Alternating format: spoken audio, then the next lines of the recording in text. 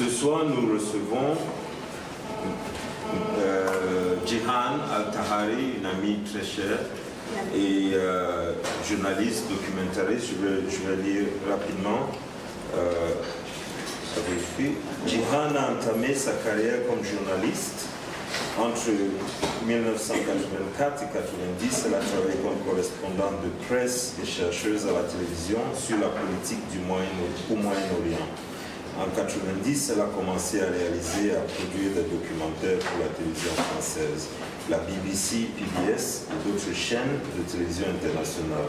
Dès lors, elle a réalisé plus d'une dizaine de films, notamment celui nommé aux Emmy, intitulé The House of Saoud, qui s'intéresse aux relations entre l'Arabie saoudite et les États-Unis à travers un portrait des monarques du royaume.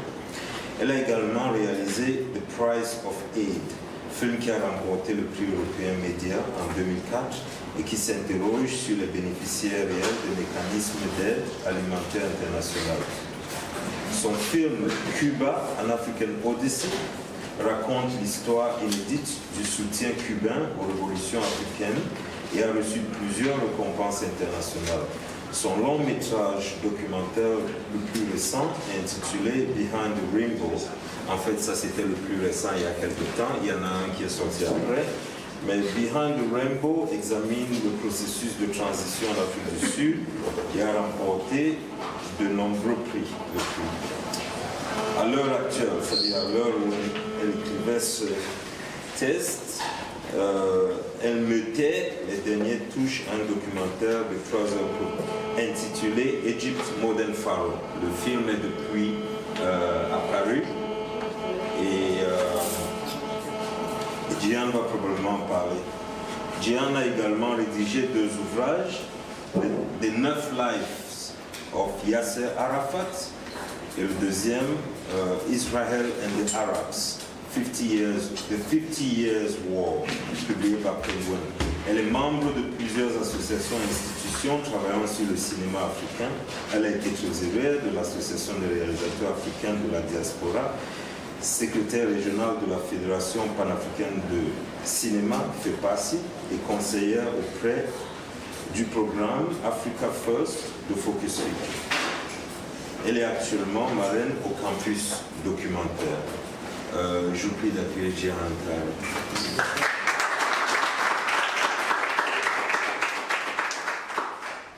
Eh bien, merci d'être là.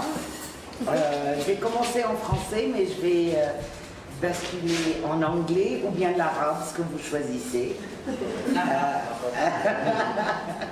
Ça reste une langue africaine quand même. Bon, j'ai hésité comment commencer. Est-ce que je devrais commencer avec une anecdote de pourquoi une Égyptienne avec la peau claire insiste de réclamer son africanité?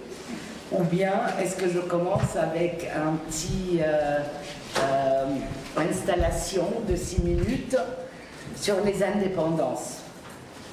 J'ai décidé de commencer avec les indépendances, donc vous n'aurez jamais l'anecdote. Et les indépendances était vraiment un moment très définitif dans ce qu'on est aujourd'hui. Donc on va commencer avec le...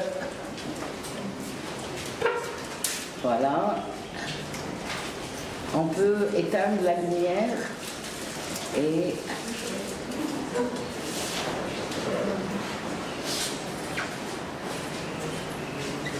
Okay, how do we do this?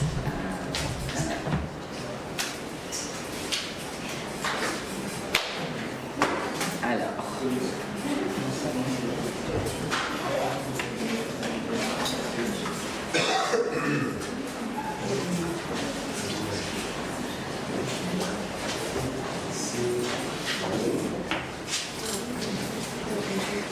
Il y a le caméra qui est au milieu de l'écran.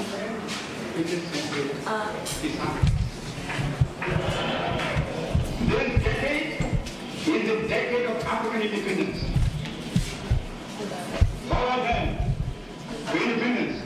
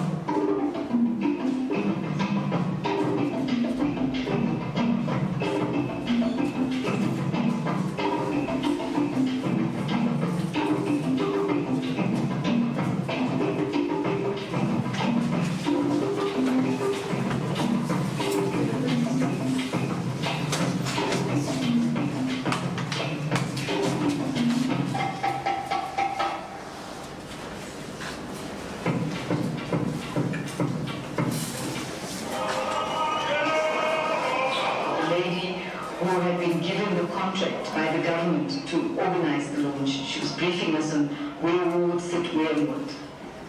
And at one point they had Fidel Castro and the wife of Clinton sitting next to each other. That was not on. I mean, it was not going to happen. And of course, Madiba had very specific instructions that the people who supported us in our liberation had to sit in the front rows. The government of the clerk had a different view. There are countries that supported them and even busted sanctions, and they had to sit in a particular way. So the seating arrangements became an issue, but they were very political. Who sits next to who, and who can't sit next to who, and what happens to Gaddafi when he comes, given that he was also at the time regarded by the West as a pariah. But we had a very clear decision. They would sit where Madiba wanted them to sit. So the people who supported the ANC and other liberation movements during our struggle years got the front row seats. And we won that day.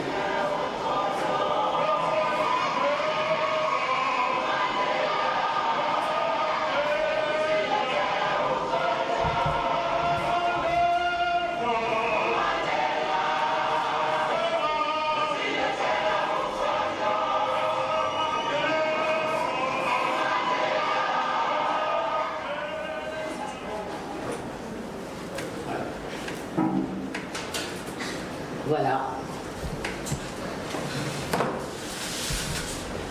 So that was flag moments. So the idea of flag moments was really just capturing that moment where the flag was hoisted and the concept of independence became a reality.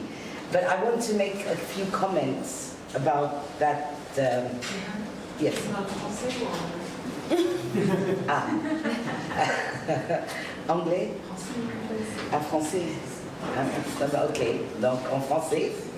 Je réfléchis moins bien en français, mais bon, j'y vais.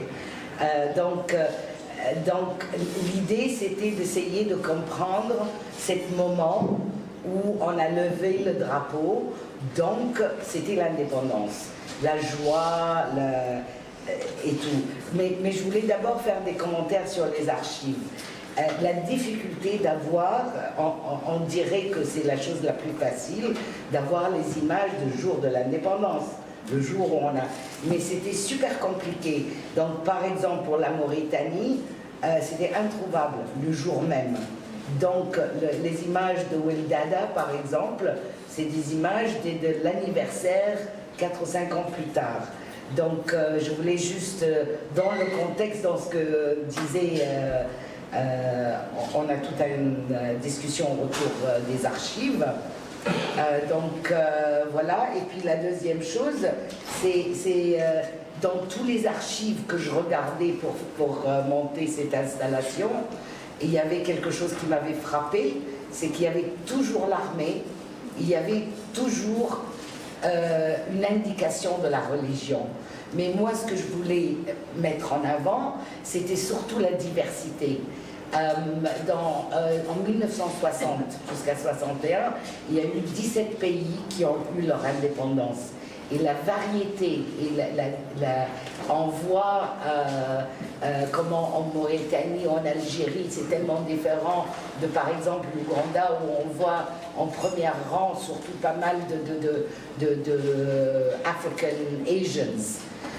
Donc, en fait, l'Afrique, telle qu'on l'a connue au moment de l'indépendance, il y a encore, bien sûr, une diversité énorme. Ce que je voulais faire avec ça aussi, je l'ai divisé en 3 parties. C'était le début, les années 60, on nous a donné l'indépendance. Donc il y avait dans toutes les images ce mouvement de le pouvoir colonial avec le leader de l'indépendance, où on lui donne le bout de papier et en danse, on célèbre les feux d'artifice. C'était la joie, c'était ça y est, on passe une autre.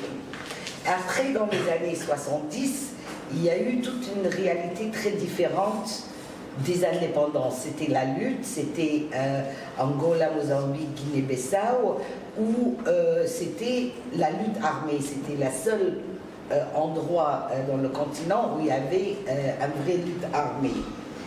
Et le troisième chapitre, c'est les indépendances des années 80 et les années 90, 90, c'était des indépendances négociées. Donc, c'est le concept du compromis. Et avec cette... c'est pour ça que je commence avec ce 6 minutes, qui est pour moi un début d'une vraie réflexion, ce que ça veut dire l'identité africaine aujourd'hui.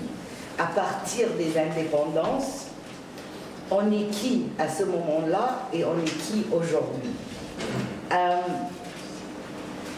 Moi, je pense qu'il y a plusieurs éléments qui font que, à partir des années, on va dire entre 65 et 67, il y a eu un vrai arrêt de ce parcours, la vision de l'avenir de cette Afrique qui tenait tellement à avoir son indépendance. D'abord, beaucoup des leaders des indépendances étaient tués.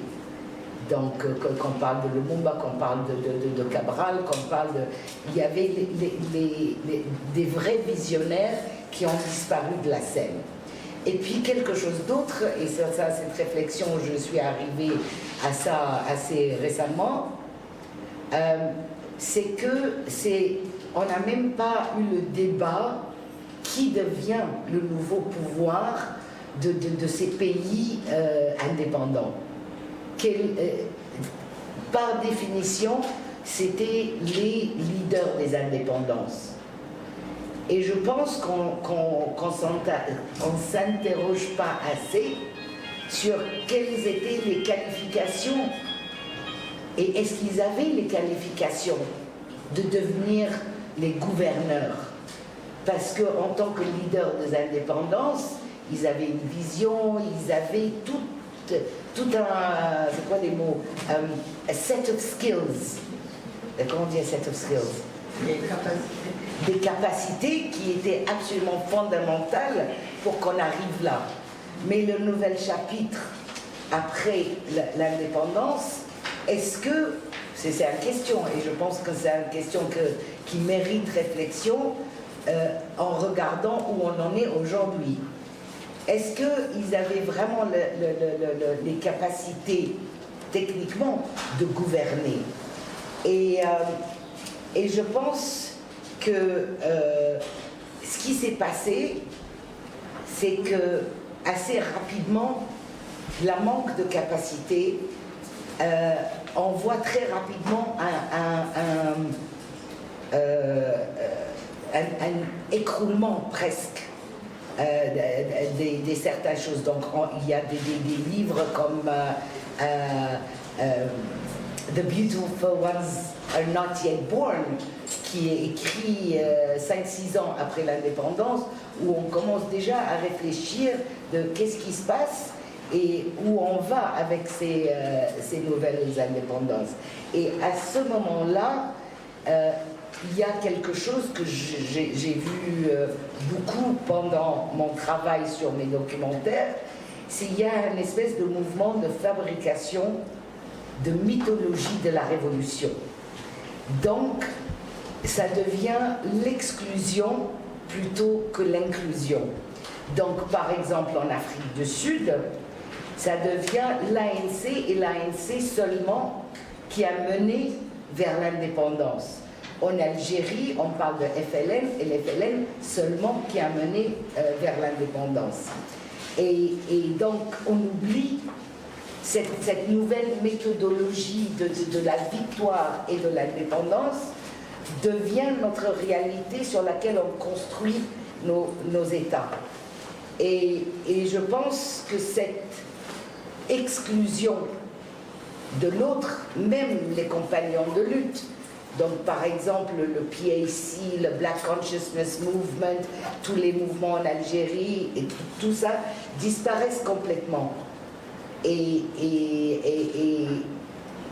Donc, et c'est là où j'ai partagé ça avec les gens de l'Académie ce matin, quand je fais mon tout dernier film sur l'Égypte, moi qui a beaucoup travaillé sur toutes ces questions-là, je découvre pour la première fois que l'Égypte, qui est mon pays, avait un président avant Nasser. On m'a toujours dit que Nasser était le premier président de l'Égypte. Et voilà, j'avais jamais rien entendu d'autre. Et c'est au moment des révoltes en 2011 où je vois, il y avait des tables comme ça où on vendait des photos. Donc il y avait Kalsoum, il y avait tous les héros, quoi. Il y avait Nasser, et puis il y avait ce monsieur, premier président de l'Égypte. Je dis quoi, Nasser n'était pas le premier président? Eh bien non, pendant 4 ans, de l'indépendance jusqu'à 1954, 54-56, c'était Mohamed Naguib. Et ce personnage a été complètement occulté. Il n'y a aucune référence dans les livres d'histoire, il n'y a pas de référence dans la construction de l'Égypte de l'avenir. Hein. Et moi, ça me posait problème parce que Nasser était mon héros. Pour moi, le Nasser qui a réfléchi de panafricanisme, qui a tourné la vision de l'Égypte, au lieu d'être vers l'Europe, il l'a tourné vers l'Afrique, c'était quelqu'un qui était inclusif. Donc il fallait comprendre pour moi comment toutes ces choses, toutes ces exclusions en interne ont eu les répercussions de la plus grande exclusion sur laquelle je vais parler, qui amène aux discussions de l'identité et de how you say remapping. Et recartographier nos identités. Donc, pour moi, Nasser, son rôle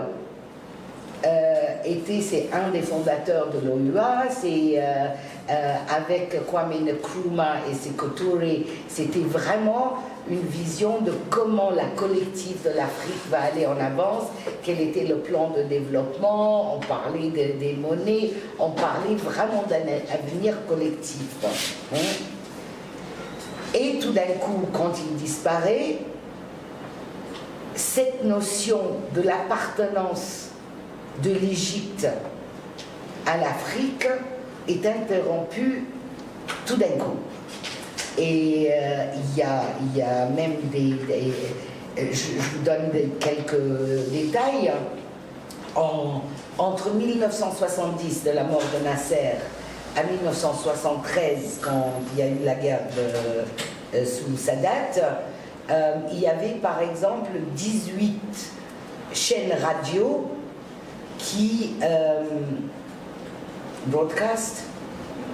qui émettaient quotidiennement, il y avait 20 chaînes qui émettaient en 18 langues africaines, 24 heures sur 24. Et tous les 18 langues étaient supprimées de jour au lendemain. Plein de petits détails, le soutien à des différents pays africains. Et donc, je commençais personnellement à me poser la question où se trouve l'Égypte, qui est mon pays, donc l'identité, mon identité, où on se trouve là-dedans. Est-ce qu'on est africain parce qu'on nous voit comme des Africains? Est-ce qu'on est africain parce qu'on se considère africain, ou est-ce qu'on est africain parce qu'on est sur le continent africain? Et bon, il y a plein de réponses. Et c'est là, bon, on est au Sénégal, et Cheikh Anta Diop est un de mes héros qui, quand même, a consacré une grande part de sa carrière à relier l'Égypte à l'africanité et à la blackness, et comment tout cet parcours, et même il y a eu la fameuse conférence de 1974 où tous les experts dans ce débat, se sont mis autour d'une table et ils ont réclamé l'Égypte comme un pays noir. Et les résultats de cette conférence, qui n'ont quasiment jamais été publiés, jamais pris en compte, il y a cette division dans le comment nous, en tant qu'Égyptiens, on voit l'Afrique et comment l'Afrique nous voit. Donc, grâce à Koyo, on a commencé c'était il y a déjà 2 ans ou 3 ans. Ça, c'est un sujet sur lequel je travaille depuis des années. Elle m'a demandé de venir parler à Londres et j'ai commencé à creuser ce sujet. Ce sujet de cette division entre l'Afrique du Nord et l'Afrique, je ne veux pas dire le mot, parce que je vais le dire, subsaharienne. Et la notion de noir. Je vais d'abord commencer par parler de la notion de noir. La notion de noir nous vient en Afrique en très grande partie à travers l'Amérique. Le panafricanisme aussi d'ailleurs. Donc on commence à se voir, nous, en tant que panafricains, à travers le prisme de l'Amérique noire et l'expérience de l'Amérique noire. Donc le concept de blackness, qui n'a pas de degré, qu'on dit shades, qui n'a pas de nuance, il y a du noir. Et j'avais raconté à Antoné une anecdote qui m'avait beaucoup marqué. J'étais au Rwanda, en train de boire un thé dans un endroit avec un monsieur. Il y a plein de gens qui passaient dire bonjour au monsieur. Le monsieur part, et puis il y a un de ces messieurs qui vient dire un mot. Bon, quand il revient, il dit votre ami, il est venu, il m'a dit est-ce qu'il était noir? Je dis quoi? Enfin, il n'y avait que moi qui était un peu clair dans tout l'endroit. Il me dit est-ce qu'il était noir? J'ai dit tout le monde est noir, non? Il dit bien sûr que non. Moi par exemple, je suis mort. Et lui, il est olive. Et lui, il est marron. Les noirs, et on a passé la soirée à parler de degré de ce que ça veut dire noir. Parce que chez eux, ça place les gens dans un endroit, dans une histoire, dans tout un contexte. Et le concept d'unifier le mot noir nous vient avec le panafricanisme de Du Bois.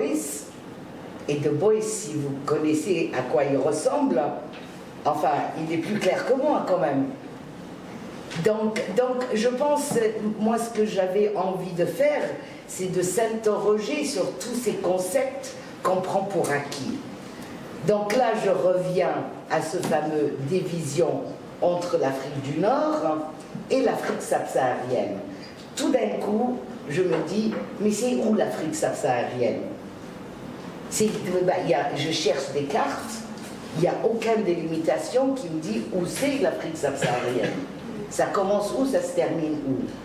Et puis tout d'un coup, je me rends compte que la Mauritanie fait partie de l'Afrique subsaharienne, mais le Soudan, non. Techniquement, c'est pas possible.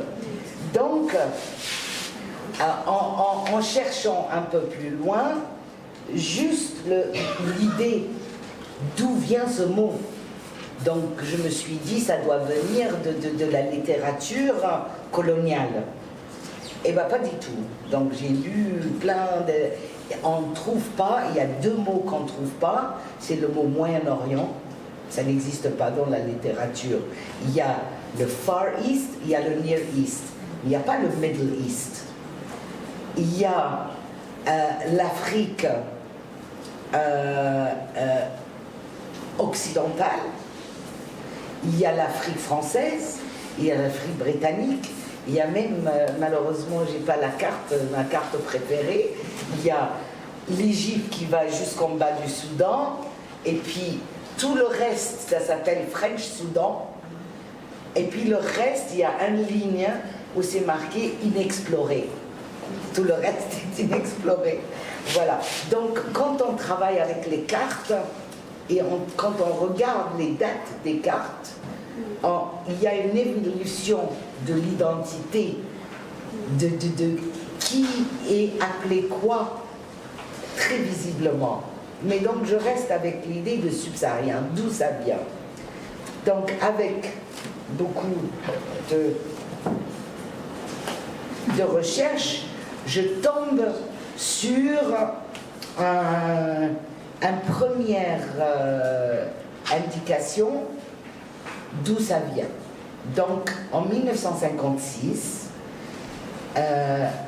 après l'événement de Suez, Anthony Eden est parti, et donc c'était clair que dans les quelques années qui vont venir, il y aura plein de pays qui vont avoir leur indépendance.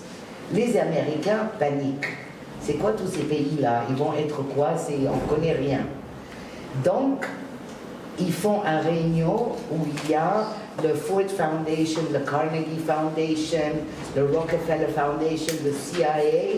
Il y a deux autres, je ne me rappelle plus lesquels, mais bon, les foundations qui décident d'investir dans les 350 millions de dollars annuellement, et ça c'est en 56, hein, c'est beaucoup d'argent, à créer une nouvelle discipline qui s'appelle Area Studies. Et le but de Area Studies, c'est de diviser le Global South, le Sud global, enfin, ça s'appelle le Sud, dans des régions d'intérêt pour l'Amérique. Et comment construire la politique étrangère de l'Amérique à base d'une espèce de petite connaissance, quoi. Ils ne connaissaient rien de tous ces pays. Donc, ils créent une discipline qui s'appelle Area Studies, et ils redévisent la carte où le Middle East, on rajoute l'Égypte au Turquie et à l'Iran, qui n'ont aucun rapport linguistique, historique, ethnique, rien. Mais le Middle East devient par là. La Libye, on la laisse tranquille pour l'instant, ça viendra plus tard. Et il y a l'Afrique du Nord, qui est Tunisie, Algérie, Maroc, mais le Mauritanie, qui est juste à côté, c'est subsaharien. En gros, le mot subsaharien est destiné à tout pays qui nous intéresse absolument pas, sauf qu'il faut garder le communisme en dehors. Voilà, c'est ça subsaharien. Et moi, ce qui m'intéresse dans tout ça, c'est quoi? C'est comment nous, en tant qu'Africains, on a adopté cette identité. Comment nous, on commence à dire, mais non, mais vous êtes de l'Afrique du Nord, moi je suis subsaharien. C'est quoi subsaharien? Et comment et pourquoi on adopte cette identité et cette division qui est le Sahara, qui était le lieu de transaction, c'était le lieu de communication. C'est là où il y a l'université de Timbuktu, où tous les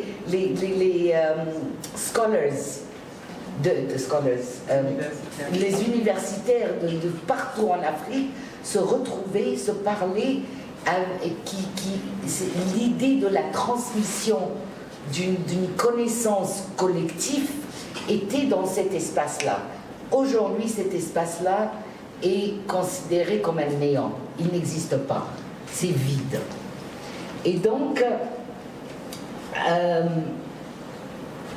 en fait, c'est à travers ces réflexions, c'est juste des réflexions, et après je vous passe la parole, où je me demande quel est le rôle de documentaire dans tout ça. Moi, je fais des très longues, surtout avec une tournée, des longues conversations sur de quelle perspective, de quel angle, de quel prisme on raconte une histoire. Et c'est comme je fais des documentaires où je fouille dans les détails des dates, des événements, des décisions, de qui, de quoi, où je commence à m'interroger moi-même sur ma base de connaissances. Donc je reprends le fameux rapport de Area Studies et je le lis, enfin c'est un rapport énorme, et c'est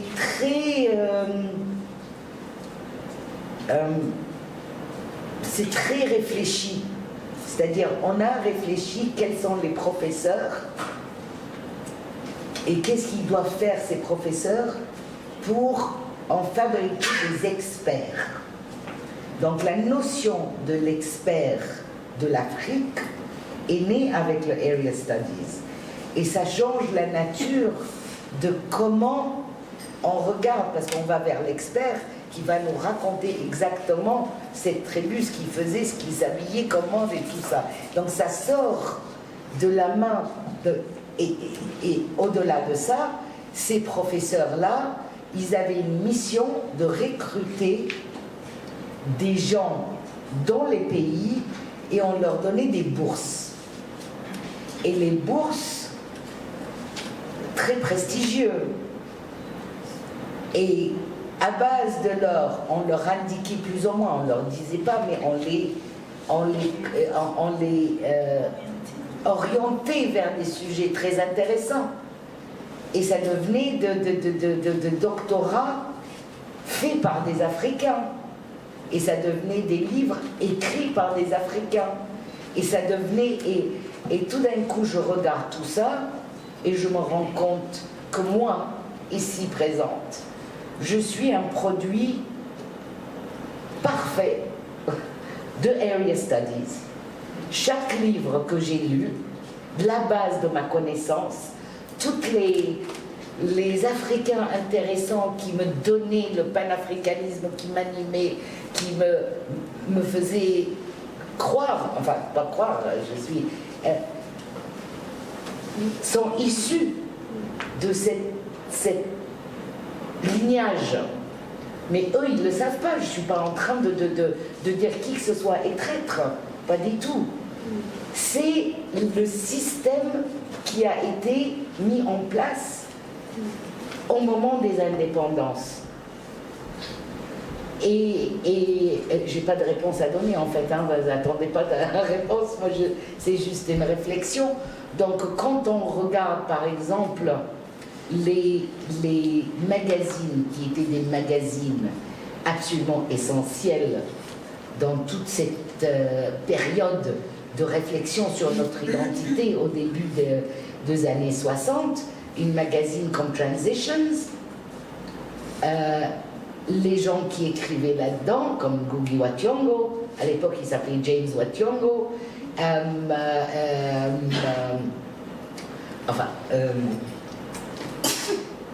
Things Fall Apart, Chinua Achebe, c'est-à-dire tous les noms qu'on connaît et qu'on respecte et qui font une partie intégrale de notre construction en tant qu'Africains et panafricains et de post-colonial entre dans cette configuration. Donc je suis dans une phase actuelle où je me pose la question, donc est-ce que ça fait de moi quoi? Ma connaissance, mon appartenance à l'Afrique. Quelle Afrique? Et est-ce que c'est vraiment une couleur de peau? Mais quelle couleur de peau? Où est-ce qu'on commence à être noir ou où est-ce qu'on arrête d'être noir? Pourquoi W.E.B. Du Bois est considéré comme noir et moi, à chaque fois j'ai dit que je suis noir, on me dit non. Kathleen Cleaver, qui est un des idéologues de le Black Panther Movement, elle est blonde aux yeux bleus, mais elle est noire. En Amérique, il y a quelque chose, un concept qui s'appelle Blue Bone, qui sont les blondes, mais qui sont Donc je m'interroge, et en fait c'est là où j'ai envie que ça soit un dialogue. Est-ce que d'être africain, aujourd'hui, suite à ce qu'on a vu, et par définition, est d'être seulement noir. Et si c'est le cas, cette inclusion et exclusion, ça sera sur quelle base? Et au niveau des documentaires, comment ça revient à notre conversation, comment on peut s'adresser à des sujets où la base de connaissances qui est existante, on sait que c'est plus ou moins faussé. Voilà, c'est ce que j'ai à dire.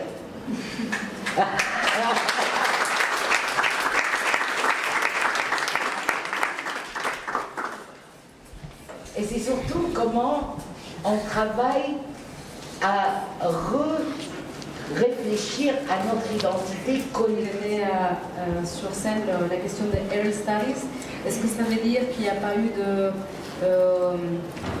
réflexion postcoloniale dans l'historiographie africaine? Bon, je voulais juste savoir parce que je ne connais pas. Voilà. Bien sûr qu'il y a eu. Mais bien sûr qu'il y a eu, mais moi c'est en fait, j'utilise le Area Studies d'abord parce que ça ouvre de vraies questions. Par exemple, il y a le Congress, comment ça s'appelle, le CCA, c'est un des grands financiers de tous les magazines, tout ce qui était artistique. On découvre 20-25 ans plus tard que ça fait une partie de CIA. Donc, peut-être ça ne veut rien dire, mais rien que de le savoir, on peut relire les choses différemment. Mais bien sûr qu'il y a toujours des réflexions. Et d'ailleurs, dans les études de décolonisation, si vous regardez par exemple, j'étais à Coimbra, au Portugal, pendant une période, mais l'approche est totalement différente. Le matière qu'ils étudient est totalement différent. Le prisme, ce qu'on appelle, ils n'ont même pas des experts. C'est-à-dire, ils partent, les gens qui travaillent sur et ils ne sont pas choisis pour des bourses. Ils arrivent sur projet. Donc, ça peut être une façon de sélection. Je ne pense pas que j'ai une réponse à qu'est-ce qui est bien et qu'est-ce qui est mal. Je suis en train de m'interroger plus sur comment nous, on adopte ça. C'est-à-dire, je sais que pendant très longtemps, on me demandait si j'étais arabe ou africaine. Et je me retrouvais dans l'embarras, une fois je dis arabe, une fois je dis africaine, je ne savais pas. Jusqu'à un moment où je dis, mais je suis arabe et africaine. Pourquoi? Ou bien, je suis les deux. Et toute cette division du nord, du sud, tous ces pays arabophones, comme si c'était le même tribu. Et les berbères, c'est quoi? Est-ce qu'ils sont arabophones? Ils ne sont pas arabophones. Et les bédouins de Siwa, et les Touaregs, mais il y a une multiplicité de tribus et des langues exactement comme en dessus de Sahara. Donc, j'ose presque dire un racisme vers le nord, parce qu'on nous peint tous avec une même couleur et on nous peint tous avec une même langue.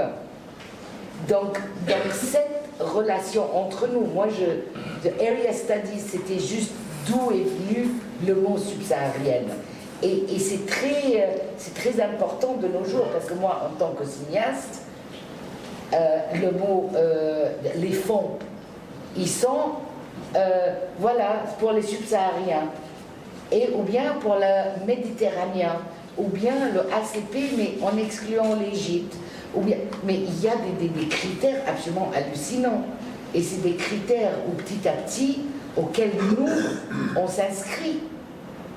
Donc ce n'est plus le problème d'où ça vient, c'est le problème comment nous, on l'approprie et comme nous, on est en train, c'est pour ça que j'ai commencé un peu avec l'exclusion et les mythologies des révolutions, parce que l'ANC exclut tous les autres. Mais entre nous, en tant que pays africains, on est petit à petit en train d'exclure qui est africain et qui n'est pas. Voilà, mais les méthodes d'étude de la décolonisation, les Anglais l'étudient totalement différemment que les Français, et les Portugais complètement différemment. Les Africains qui sont intégrés dans ce système-là, ils vont être comme moi.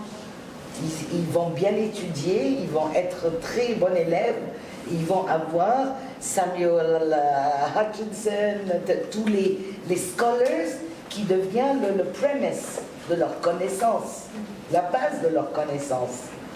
Et c'est là où je me dis comment je peux me défaire de la base de ma connaissance. Je ne peux pas. Par contre, je peux être consciente et je peux être vigilante dans ma questionnement. Et je peux surtout être vigilante, qu'est-ce que j'exclus et qu'est-ce que j'intègre. Voilà. Oui.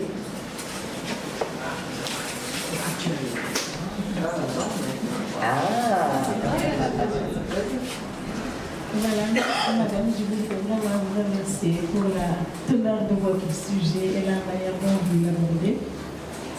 Mais moi, j'ai juste un petit souci. Cette division dont vous parlez, je crois qu'elle a continué au-delà de Higher Studies. Parce que, bon, après, on a eu la balkanisation. Moi, je suis sénégalais, peut-être l'autre est malien, l'autre est...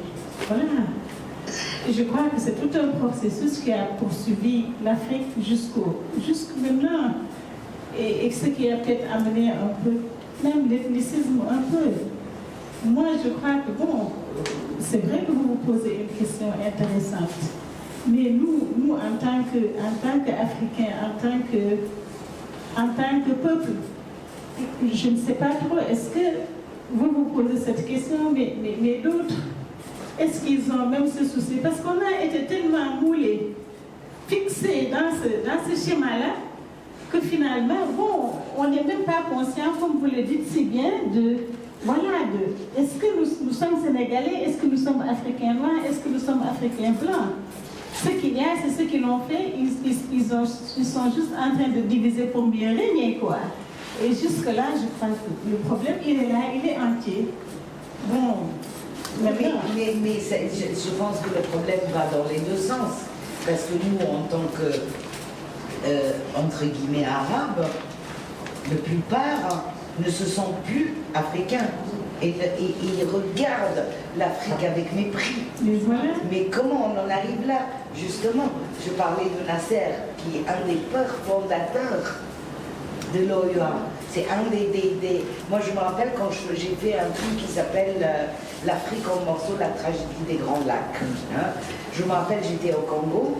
Dès que j'arrivais à interviewer quelqu'un et je disais que j'étais égyptienne, je levais de sa chaise.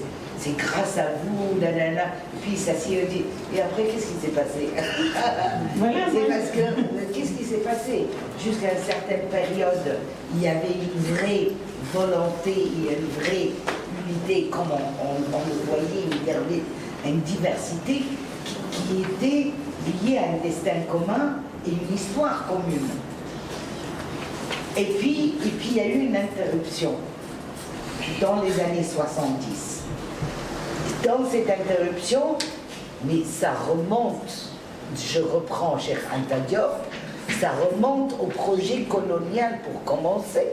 Le projet colonial, il fallait enlever l'Égypte du reste du continent, parce que comment faire pour civiliser les barbares si on gardait le pays avec la plus longue civilisation parmi eux? Ils ne peuvent pas la réclamer, parce que s'ils la réclamaient, le projet colonial n'a pas de fond. Donc, en faisant ça à partir du XVIIIe siècle, on inculque aux Égyptiens que non, vous êtes peut-être sur le continent, mais vous appartenez là-haut. Donc, en tant que fierté, nous, on est là-bas avec les autres, il y a des Égyptiens, enfin, beaucoup d'Égyptiens qui regardent l'Afrique avec mépris. Et ce qui s'est passé, et pourquoi Nasser était si important, c'est qu'il a pris le pays intégral, il a changé la direction de son regard, il a changé les routes de sa commerce, il a changé, et il a tourné le dos aux Méditerranée et il a regardé pour la première fois sa profondeur naturelle. Et ça, c'était interrompu en 1900, je dirais entre 67 et 70, quoi. Voilà, merci. De toute façon, je crois que M. Simon William Bay qui a réalisé Kim Fusion Antonio est là dans la salle. Il est là dans la salle. On vous remercie beaucoup, monsieur. Je crois que le travail de Cher Anta peut aider sans doute à venir à ce problème. Voilà, j'étais la première concernée quand il a fait. Merci Diam, c'est toujours un plaisir d'écouter Diam parce qu'elle déborde de passion, elle a une telle énergie que tout ce qu'elle dit est intéressant du point de vue de l'adhésion que ça peut susciter de la part de ceux qui l'écoutent. Ce sujet de la séparation, de l'exclusion de l'Égypte, de l'africanité, entre guillemets. Quand on retourne à Cité Cheikh Anta Diop, quand on retourne au travail de Cheikh Anta Diop dit quelque part que l'orientalisme, on a parlé tout à l'heure de l'orientalisme, que l'orientalisme est une frustration, que l'Égypte n'est pas de l'Orient, mais l'Égypte est africaine. Parce que, comment montrer que c'est ce peuple-là qu'on va civiliser, qui est porteur de la plus brillante, de la plus ancienne civilisation au monde. C'est compliqué, donc il fallait créer cette division-là. Le deuxième point que je voulais souligner, c'est une question avant de revenir à nos faits d'actualité, c'est ces concepts, Area Studies, qui mettent l'Afrique au sud du Sahara, l'Afrique du Nord, qui isolent la Libye, la Mauritanie, dans les années 2010, émergence. Alors, est-ce que je peux... Oui, on peut changer. En 1900, pardon. Non, est-ce que, voilà, justement, cette fabrication de concepts qui continue, donc ça c'est une question, et je reviens à l'actualité. Cette division a été intégrée par les Africains dans leur globalité, vous l'avez dit, au point que, par exemple, pour le Maroc, je prends l'exemple du Maroc. Le Maroc a cherché pendant 20 ans, 25 ans à intégrer la communauté européenne qui est devenue l'Union européenne. Et puis, la perspective a changé. Maintenant, c'était pas l'exclusion, en tout cas le retrait du Maroc de l'Union africaine, de l'OUA à l'époque. Et aujourd'hui, le Maroc vient, même si le Polisario est toujours là, parce qu'il y a des pays assez puissants comme le Nigeria ou l'Afrique du Sud qui soutiennent, ou l'Algérie qui soutiennent le Polisario. Le Maroc est là quand même parce qu'il y a aussi l'aspect économique, géostratégique. Et le Maroc pousse le bouchon assez loin aujourd'hui pour demander son intégration à la CEDEAO. Comment est-ce qu'on va comprendre que la communauté des États de l'Afrique de l'Ouest, qui regroupe ces 15 pays de l'Afrique de l'Ouest, va intégrer le Maroc, qui est un peu plus au nord de la Mauritanie qui est sortie de la CEDEAO il y a une dizaine d'années. Il y a le fait qu'on l'a intégré à un moment et le Maroc est en train de changer de perspective, de regarder vers le sud, sachant que c'est cette partie du continent qui est sa richesse. Dernier point, c'est le fait que... non, c'est toujours des commentaires, la question est passée. Dernier point, c'est le fait qu'on l'a intégré nous, mais aussi ça a été entretenu ailleurs aussi. Ce qui fait qu'un président français peut venir à Dakar, à l'université qui porte le nom de Cheikh Anta Diop, dire que l'Afrique n'est pas assez entrée dans l'histoire, et quelques semaines après, aller en Algérie, nuancer de manière, mais faire preuve d'une acrobatie extraordinaire pour trouver des mots qui fassent plaisir. Voilà comment le même président, qui se trouve sur le même continent, intègre cette division-là et l'entretient dans la tête de ceux qui l'écoutent en Afrique. Bon, je vais commencer par te faire des éloges comme tu m'en as fait. Il arrive à toujours faire. Bon, je ne sais pas si je vais me rappeler de tout ce que je voulais dire, mais je vais commencer par les fabrications de concepts, que je trouve passionnants. Parce que j'ai parlé de Area Studies. En 1997 ou 98, on a arrêté le financement de Area Studies. Et on a commencé un nouvel département qui s'appelle Multiculturalism. Et moi j'ai lu tout ça dans les 2 années dernières. Et tout d'un coup, dès que je regarde quelque part, il y a Multiculturalism qui sort. J'avais jamais vu moi ce... Et ça veut dire quoi exactement? C'est-à-dire, il y a ce nouveau concept auquel on doit adhérer et c'est le truc in. Il ne faut pas dire Area Studies maintenant, il faut dire Multiculturalism.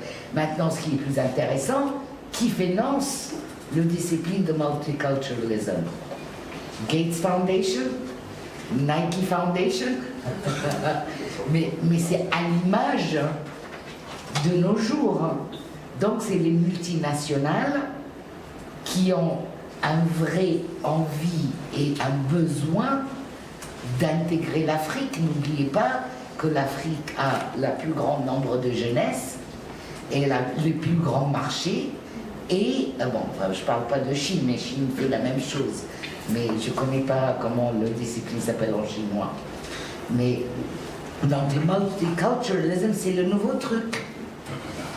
Et pour être cool, il faut que tu sois dedans. Et on se retrouve dans... Ah oui, il faut absolument lire ce livre-là. Et c'est sur le curriculum, like, les livres de Chimamanda.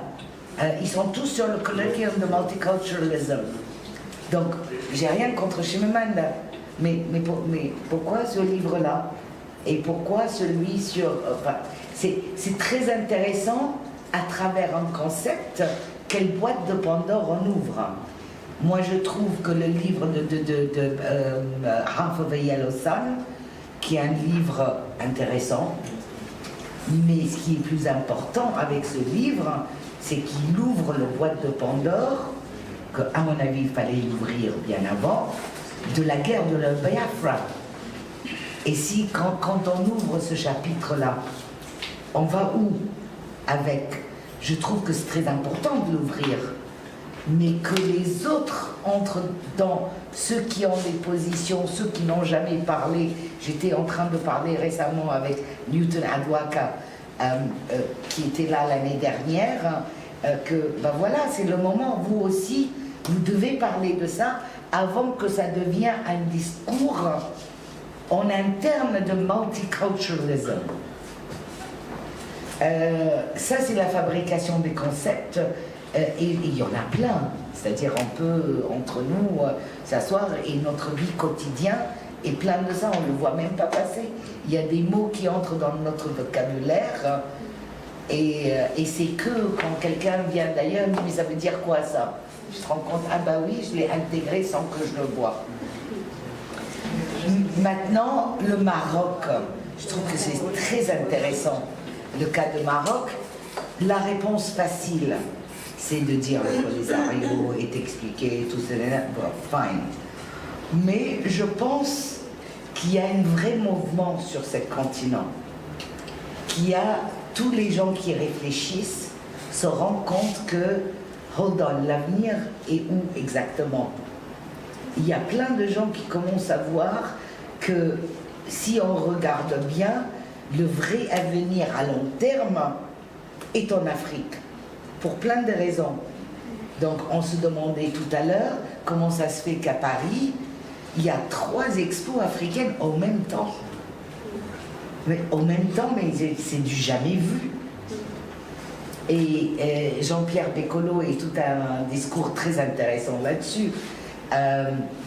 Voilà, donc c'est pas seulement qu'est-ce qu'elle veut le Maroc et quelle est la politique du Maroc, c'est qu'est-ce qu'on est en train de... On est dans une période d'une vraie...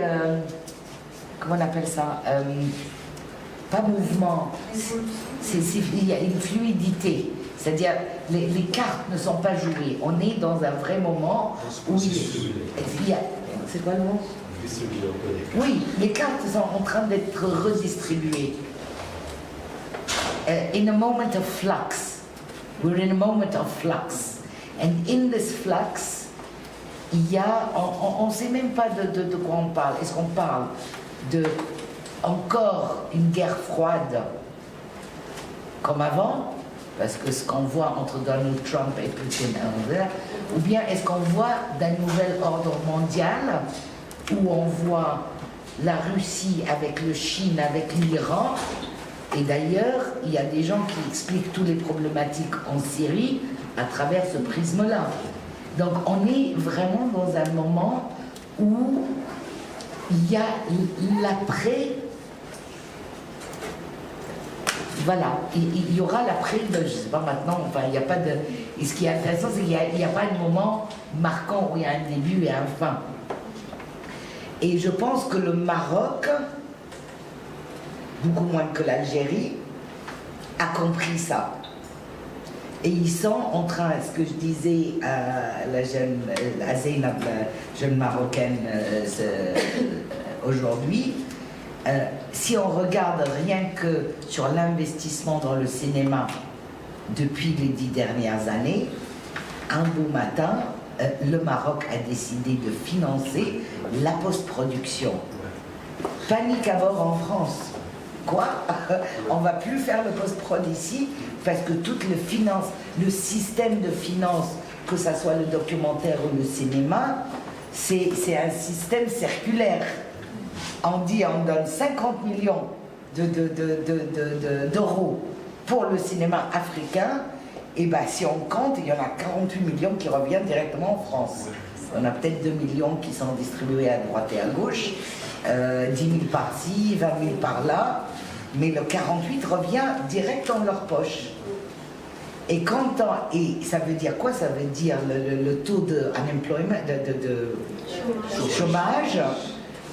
Ça veut dire plein de choses, ça veut dire des boîtes intégrales qui marchent sur ce processus. On a vécu sur la bête depuis toujours. On fera comment si tout d'un coup le Maroc fait la post-production de tous les films africains? Donc je pense que le Maroc a compris, j'ose presque dire comme Nasser avait compris, que l'avenir c'est dans son profondeur naturelle. En Afrique du Sud aujourd'hui, on trouve des produits marocains. Si tu vas au Burkina Faso, tu trouves l'huile d'argan. Là où il y a le shea butter, la beurre de karité, non, il y a aussi l'huile d'argan. Donc il y a tout ce commerce, il y a toute cette réouverture de dialogue, ou la volonté, l'envie. Bon, c'est exactement comme dans une famille, quand ton frère t'a fait du mal, tu peux décider de ne plus jamais lui parler. Mais il y a un moment où tu dis, bon, ok, je sais que tu en es capable, mais on va reparler sur d'autres termes. Et je pense que, et c'est pourquoi pour moi, mes questions d'identité, et qu'est-ce que nous, on va décider quelle est notre identité. C'est quoi votre subsaharien là? On va la redessiner nous-mêmes, si vous voulez absolument l'appeler subsaharien. Et pourquoi c'est sub? Sub, ça veut dire moins que. Pourquoi elle s'appelle comme ça? Et pourquoi on accepte qu'elle soit appelée comme ça? Je ne me rappelle plus de... On te traite mal. C'est clair, net et incontournable. Tu sais exactement où tenir avec les Algériens. S'ils ne disaient pas ça, mais on peut le virer sans aucun problème. Hein. On remet le président dans son avion et on le ramène. Ils n'ont vraiment pas le filtre de on va faire plaisir. Quoi? Parce que c'est le président français? Absolument pas. Donc je pense qu'ils ont un peu l'habitude de prendre des pincettes avec les Algériens parce que ça peut dégénérer très rapidement. Question. C'est vrai, on a parlé du Maroc, mais aujourd'hui aussi la Tunisie se met aussi dans la danse, parce que tout récemment, il y a la Tunisie, effectivement, qui va créer, je crois, une communauté entre le Tchad, en tout cas tous ces pays limitrophes. Je vous dis que le regard aussi est en train de changer.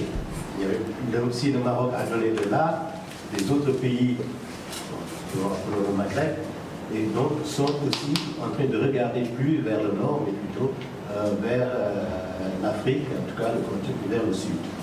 Mais ce qui était intéressant et qui m'a interpellé dans cette, la diffusion donc, du court-métrage que vous avez fait, c'est l'espoir que ça a suscité, ces airs de fête.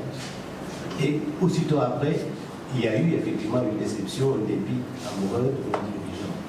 Et ce qui m'amène à dire, bon, la notion d'identité est tellement complexe, difficile à saisir, qu'on ne sait pas par quel bout. Bon. Là, tout à l'heure, vous avez donné deux exemples. Je suis arabe, en même temps je suis africain. Est-ce que c'est la langue qui détermine l'identité? Est-ce que c'est la couleur de la peau qui détermine l'identité? Est-ce que c'est la localisation, je suis ici, qui détermine mon identité? Il y a des identités qui sont fabriquées. L'American Way of Life a été une identité fabriquée dans les années 50, dans les années 60. Je crois qu'au même titre, le panafricanisme aussi est une identité fabriquée. Effectivement, en gommant, je veux dire que le fait pourquoi aujourd'hui il y a un retour, quand je dis fabriqué, ça veut dire qu'effectivement, c'est le territoire, c'est que nous appartenons au même territoire, et du coup, chaque identité, comme si on la ramène à un questionnement personnel, comme quand même les autres parties qui font partie de notre identité. Même si je me dis que je suis tout couleur, c'est la langue que je privilège, et Dieu sait que la langue, elle est parlée différemment dans d'autres endroits. Quand je me dis que je suis un Africain, je sais très bien qu'il y a quand même des nuances d'identité que j'exclus du même coup. Donc c'est ce que j'appelle un peu, effectivement, je ne juge pas de la pertinence, effectivement, c'est le bon vouloir vivre ensemble, le désir est là, mais je veux dire qu'aujourd'hui, parfois on a des retours aussi de bâton. À chaque fois qu'une identité est fabriquée, il y a d'autres qui disent, mais moi, je ne m'y reconnais pas parce qu'on a gommé une partie aussi de mon identité. Et que finalement, l'identité étant une juxtaposition de beaucoup d'éléments qui nous fabriquent et qu'on doit accepter effectivement en intégrant une identité fabriquée, l'identité territoriale, l'identité de peau, l'identité de langage, l'identité culturelle, dit aussi le fait que d'autres lectures appartenant à d'autres aires qui ne sont pas de notre identité, nous pouvons aussi les revendiquer comme étant faisant partie de notre identité. Je donne un exemple. Le fait qu'aujourd'hui à Dakar, on veut gommer une sorte d'identité architecturale qui est tout le bâti colonial, mais nous revendiquons, nous pouvons revendiquer effectivement indépendamment de l'accusation, mais comme étant aussi un héritage, un patrimoine que nous pouvons revendiquer. C'est là où je dis effectivement, c'est toute la complicité effectivement de cette identité-là. C'est comme le Sahara. Le Sahara, effectivement, zone de commerce, zone de brassage, lieu où on se connaît, on se frotte, on partage des connaissances, pas seulement des marchandises, mais des connaissances qu'on apprend à l'autre, à lui se connaître, on efface cette notion de peau, de couleur de peau. Effectivement, ça, c'est des connaissances que d'autres maintenant veulent l'effacer au nom de l'intérêt personnel, on comprend très bien. Dans les studies, je termine par là, que vous avez évoquées, il y a une notion de se servir de la connaissance de l'autre, maintenant à des fins de domination, à des fins aussi de refabrication de son mental. Ça, on sait très bien que les Américains sont dans la pensée, ils sont effectivement férus de de l'État, je veux dire, américain, de cette vision des choses. Voilà. D'accord. Oui, mais j'ai quelques commentaires. Je vais commencer par la fin. Je pense que notre héritage colonial, on ne peut plus le nier. Il fait partie de nous. Hein. Et c'est Jean-Pierre, encore une fois, qui parlait à Paris la semaine dernière, dans le cadre d'une exposition sur l'Afrique, où il nous a raconté ce qui se passe au Cameroun aujourd'hui et le problème entre anglophones et francophones. Et toute l'idée qu'aujourd'hui, être francophone ou anglophone devient presque en soi une ethnie, une appartenance, malgré le fait que tu appartiens aux mêmes tribus, au même espace, au même... ça devient en soi un critère de plus. Donc, faire intégrer notre réalité coloniale, je pense que c'est une obligation de nos jours. Et il ne faut pas oublier aussi, enfin, un de mes penseurs préférés étant Amilcar Cabral, lui, la base de ce qu'il disait, c'est que utilisant les outils qu'on nous a laissés, lui, la base de sa pensée, c'est pourquoi rejeter le portugais? Pourquoi se retrouver à... Il y a, je ne sais pas, 45 langues, je ne sais pas exactement. Il doit y avoir plein de gens de Guinée-Bissau par là, donc vous saurez mieux que moi. Mais la multiplicité de langues, il y a une langue qui nous réunit en tant que nation, utilisons-la. Ça fait partie de notre héritage colonial parce qu'on l'a vraiment vécu. On ne peut pas juste rejeter quelque chose parce qu'elle ne nous plaît pas. Donc ce que je voulais dire sur intégrer, malgré tout, l'architecture de Saint-Louis, si vous l'enlevez, c'est plus Saint-Louis. Et donc je pense que c'est important de rester dans l'idée que, ben voilà, moi la moitié de ma famille est 3 fois plus foncée que moi je suis comme ça. Je suis obligée de l'intégrer. Je ne vais pas dire oui, mais à chaque fois je vois quelqu'un, mais non, ma famille est plus foncée. Et je vais venir après sur la Tunisie d'abord, et après je parlerai de panafricanisme. Et il ne faut pas oublier quand même qu'il y a des périodes. La Tunisie, il y avait quand même Tahir Shrea. La création de la Fédération panafricaine de cinéma, l'existence de FESPACO, toutes ces choses-là, la Tunisie faisait partie intégrante. C'est-à-dire, on a tous eu cet espoir collectif jusqu'au moment où nos gouvernements sont entrés dans une mythologie autre et qui nous ont amenés ailleurs malgré nous. Et je vais rajouter ça dans notre débat avec le tonnerre. Et c'est vrai que quand on regarde la Tunisie, eh ben le sud tunisien, c'est noir. Mais le Stromboli a mis du temps à intégrer le cinéma. Le Stromboli, c'est parlons de l'Égypte.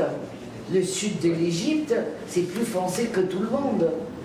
C'est quand même les Dinka, les plus foncés des ethnies, les Nubiens, et quand on descend vers le Nouer et les Dinka, c'est donc, ben voilà, mais eux c'est des Égyptiens. Donc, et j'étais en train de parler avec quelqu'un aujourd'hui aussi sur l'idée des frontières. Alors, je pense que c'était en 1997, 16 ou 17, c'est la même année que l'indépendance de l'Érythrée. Donc je pense 96, c'est ça. Il y avait le débat autour de est-ce qu'on revient, parce qu'il y avait 2-3 pays qui venaient d'avoir l'indépendance, comme l'Érythrée, et tout d'un coup, tous les mouvements sécessionnistes voulaient, et moi aussi. Et c'était les Tégriens qui avaient déposé la demande, et tout d'un coup, il y a eu une espèce de flot de demande d'indépendance. Et il y a un de ces jours, j'aimerais bien retrouver les documents, mais il y a eu un débat qui a duré 6-7 mois à l'OUA, où on dit on fait quoi? On fait quoi? Ben, rien que le Congo, ça peut se diviser en 25 pays. et si ça ne se divise pas par langue, il y en a 250 langues. Hein. Donc, tout d'un coup, ils étaient face à un réel problème des frontières et des découpages coloniaux. On en fait quoi? Et ils ont décidé en 97, enfin l'année d'après, donc c'est soit 97 ou 98, de dire sujet clos, plus personne. On a une malédiction des frontières coloniales et on fait avec, basta. Parce que si on ouvre cette boîte, rien que l'Égypte, ça peut être 6 pays. Chaque pays, enfin, tout ça c'est fait. Ça peut être sur le niveau ethnique, comme ça peut être de nos jours sur le niveau religieux. Enfin, il y a tellement de critères.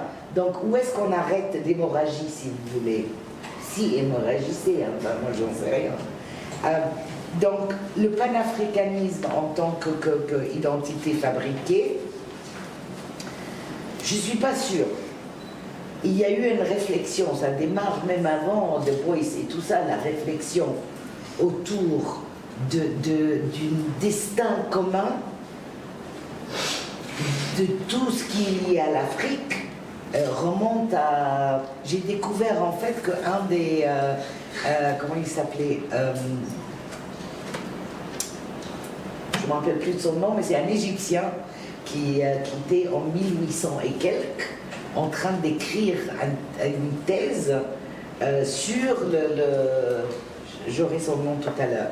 Donc, mais bien sûr, avec De Boyce, Padmore, C.L.R. James, toute cette génération où on a pris le temps et on s'est consacré à reconnecter l'Amérique noire avec l'Afrique,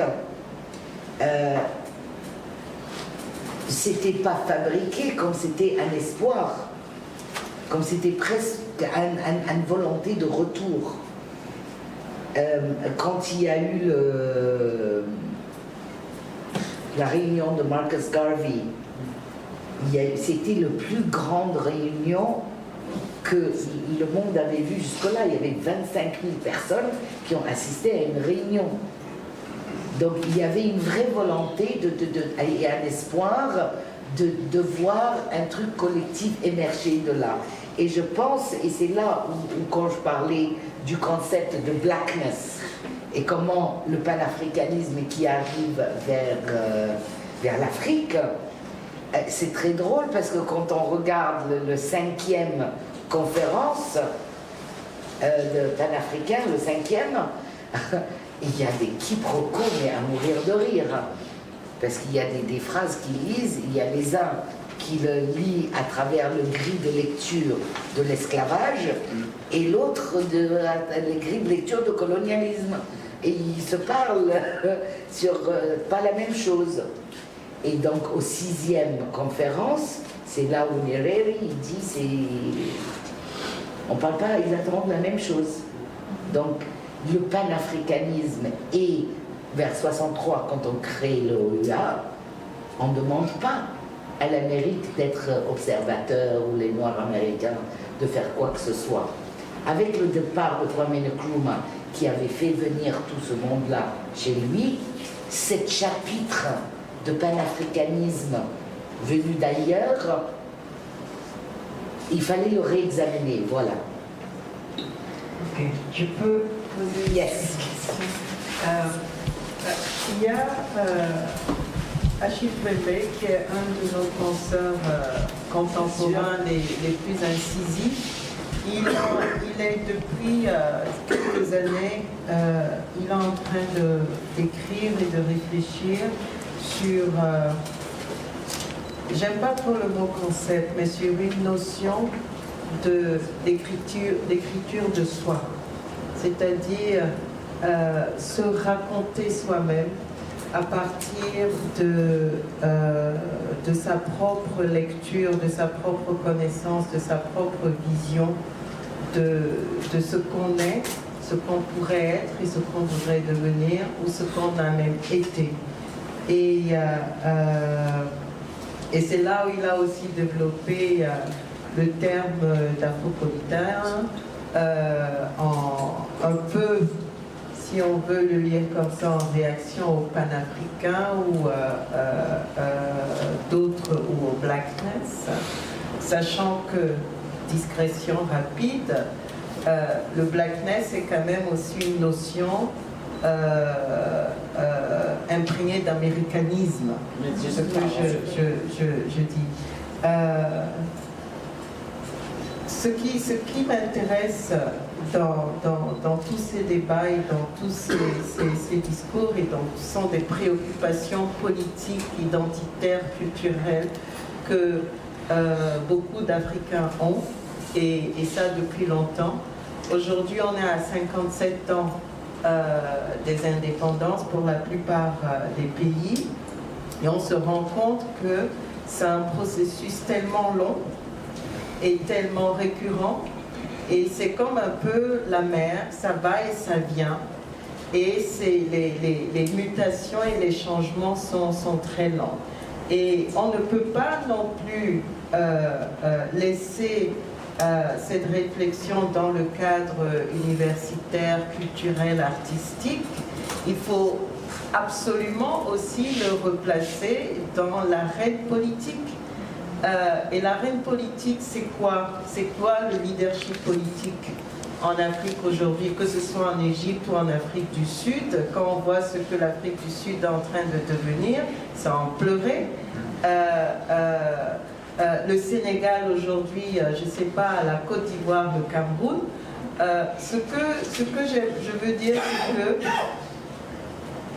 je me demande où est passée la capacité de proposition des soi-disant pères et mères fondateurs des mouvements de libération des années 50, 40 et 50 qui ont mené vers les indépendances, et où nous nous trouvons aujourd'hui. Et tu avais bien raison de poser la question, est-ce que les pères libérateurs étaient vraiment aussi les personnes qui avaient la capacité de gouverner? Moi, je me demande réellement aujourd'hui, j'ai un grand portrait de Lumumba dans mon salon, mais je me pose chaque jour la question quand je le regarde, mais est-ce qu'il ne serait pas devenu despote lui aussi? Ah ben voilà.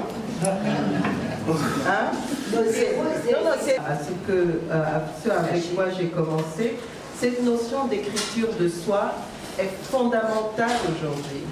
Est fondamentale dans sa proposition, et où on sort de la contestation, où on sort de la plainte, et où on entre dans un espace de création. Et quand je dis création, c'est pas que création artistique, création intellectuelle, création politique, création sociétale, qui donne la capacité de se projeter ou de se recréer et de créer d'autres mondes. Et pourquoi nos leaders d'aujourd'hui, ils continuent à ingurgiter tous ces concepts qui, tous les 10-15 ans, effectivement, sont relavés, passés à la machine et ressortis avec d'autres termes. Tu les as énumérés tout à l'heure. On est à l'époque de l'émergence, on n'est plus pays sous-développé, on est pays émergent. Avant, on était pays en voie de développement, ainsi de suite, ainsi de suite. Pays pauvres, ainsi de suite. Donc, il y a quand même une faillite de l'élite politique en Afrique, dans tous les pays. Une faillite générale, quels que soient les mensonges démocratiques qu'on nous présente à travers des performances électorales, quelles que soient les différentes propositions et les différents programmes qu'on nous présente. Et je pense que c'est effectivement là aussi que le bas blesse. Et c'est pour ça que les mouvements indépendants, comme au Sénégal, les Yanamar, ou les Philippines en RDC, Ça suffit au Gabon. Au Gabon et tout ça. C'est ça. Et ben, en Égypte, c'était Kéfaïa. Exactement. Donc, c'est ça un peu, je pense, qui va, espérons, nous donner la possibilité de nous réécrire ou de s'auto-écrire. Tu sais, Koyo,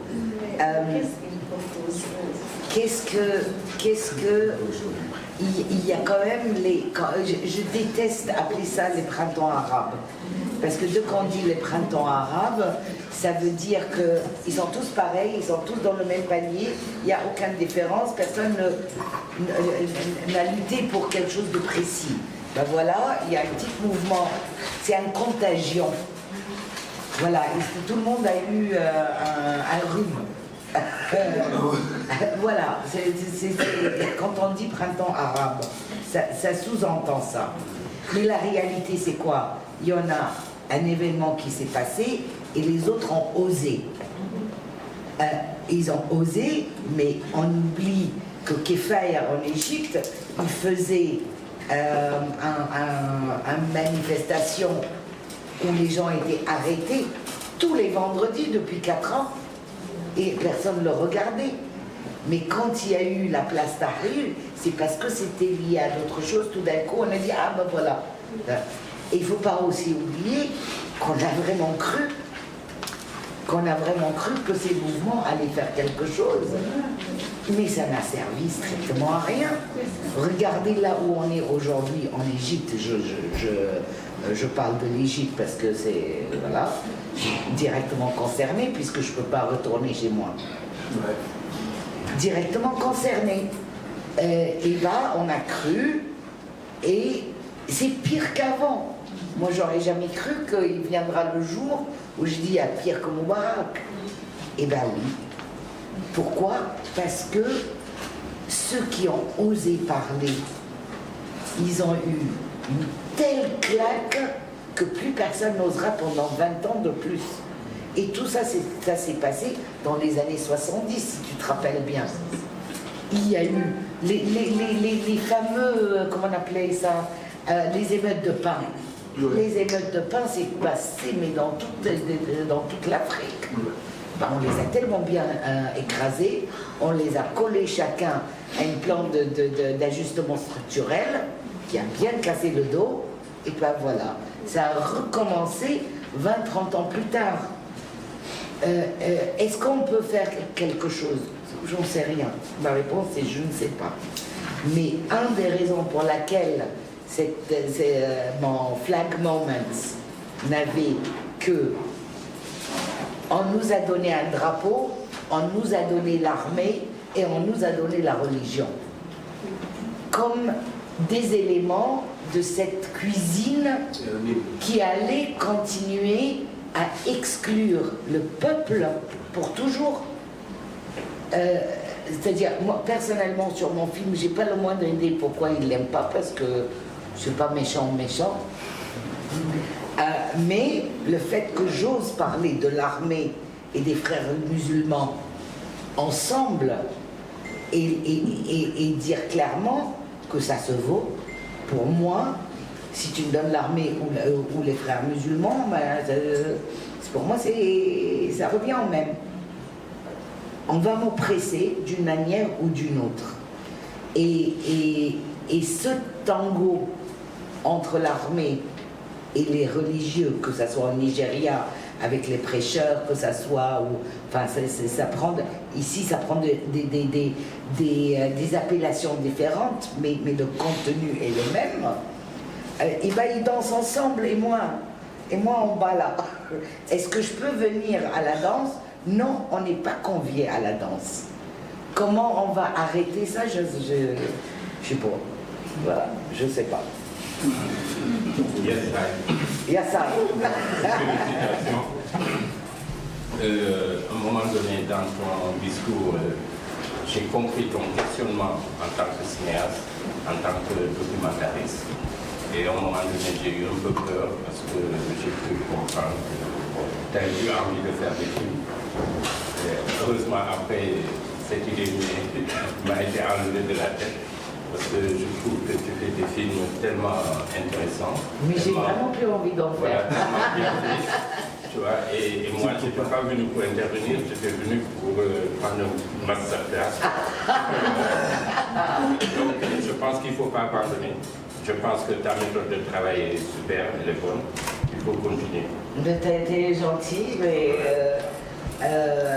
tu connais le problématique. Voilà, je connais le questionnement et je ne vais pas parler de... Mais est-ce que mais moi j'argumente toujours hein, parce que ça fait partie de la chose et je suis l'avocat de diable. Mais ce qu'il disait Newton tout à l'heure, enfin entre nous, j'entends tout à fait quelle histoire on est en train de raconter en fait. Et c'est des... Enfin, il ne faut pas qu'il soit là parce que je ne veux pas l'avouer devant lui. Pas seulement quelle histoire on est en train de raconter, mais je ne parle même pas des moyens. Quels sont moi, ça fait quelques jours que je parle de l'archéologie, des archives et tout ça. Mais bien sûr qu'on se pose des questions. Bien sûr qu'on fait partie des gens, si on réfléchit, on dit ok, j'étais tout à fait passionnée et absolument convaincue et que j'allais vers là, et tu vois tout d'un coup qu'on est en train d'utiliser ton travail pour faire complètement autre chose. Et tu le récupères comment? Et bien c'est irrécupérable quand tu donnes, quand quelque chose, quand le bateau part dans l'eau, et bien c'est parti. Et qu'est-ce qu'on fait? Je ne sais pas. Bon, moi, je n'ai pas la réponse. Mais je vais continuer sur le plan... Attends, ça devient un peu triste, cette histoire. Non, il faut des questions bien... On est sur la question de l'identité, de l'africanité. Je veux dire, les pistes, par exemple, qui ont été explorées et proposées, par exemple, par Cheikh Anta Diop, c'est à partir de la linguistique, à partir des totems, à partir des noms, à partir, moi je viens des États-Unis, j'ai rencontré une Sénégalaise qui m'a fait l'historique des tresses, l'origine et la signification que j'avais, et l'animisme. Et par exemple, chaque fois que je suis dans ce qu'on appelle l'Afrique du Nord, chaque fois qu'il y a un film ou une fête où il y a de la trance, on me dit, voilà l'Afrique. En Afrique du Nord. La trance, pour moi, dans les films d'Africains du Nord ou dans les fêtes, ça symbolise toujours le sang noir qui existe en Afrique du Nord. Donc je pense que parmi les solutions, dans les années 70, on disait aux États-Unis, quand on disait noir américain et qu'on ne disait pas africain américain, dès qu'on a une goutte de sang noir, on est noir, même si on a la peau blanche. Moi, j'ai connu une cinéaste qui était métisse, je ne sais pas de quoi et de quoi, malheureusement, qui s'appelle Lynn Lynch. Donc, son père devait être super riche, mais elle a eu tellement de mal à s'intégrer dans le mouvement noir américain au cinéma, parce qu'elle était blanche de peau, mais elle, dans son âme, elle se considérait comme noire, et elle a été rejetée. Donc nous les Africains qui avaient moins de problèmes de type de racisme, qui connaissons le métissage, on était très copains avec elle, d'autant plus qu'elle était belle. Mais les autres cinéastes nous en voulaient, quoi. Donc, et il y a, par exemple, dans le questionnement, quand tu dis que les leaders qui nous ont amenés à l'indépendance, est-ce qu'ils n'étaient pas formatés, est-ce qu'ils n'étaient même pas au service, tu vois? Ah non, je n'ai pas dit ça. Ah bon, Est-ce qu'ils avaient les capacités? Voilà, mais est-ce que même... Ah non. Parce que, je veux dire, il y a un mouvement qui commence à dire est-ce qu'ils ont travaillé pour l'Afrique ou pour la... Non, pas du tout. Je pense que... Est-ce que je peux répondre à cette rapidement-là? Parce que je pense vraiment, et ça revient à ce qu'elle disait Koyo, c'est les leaders, on a perdu nos visionnaires quand ils devenaient des fonctionnaires. Et je pense que c'est vraiment très important. Parce que pour moi, ce qui est incroyable dans les indépendances de l'Afrique, c'est que ces jeunes-là, ils avaient tous entre 30 et 35 ans. Hein. Il n'y avait pas un qui dépassait, je pense, Neto devait avoir 39 ou quelque chose comme ça. Mais c'est tout. Mais tout le monde était entre 30 et 35 ans. Mais ils avaient osé imaginer un monde où la destruction de cet édifice colossal qui s'appelle le colonialisme n'était pas là. C'est comment on peut imaginer ça et avoir une vision qui allait au-delà. Je trouve que c'était des vrais visionnaires. Et ces vrais visionnaires, qu'est-ce qui s'est passé? On les a demandé de manager de paperasse. Donc, il n'y en a pas, je suis sûre qu'il y en a d'autres visionnaires, mais en faisant le paperasse, ils voulaient rester à la fois le visionnaire et le héros, et à la fois celui qui manage le paperasse. Donc, ils ont étouffé tout le monde.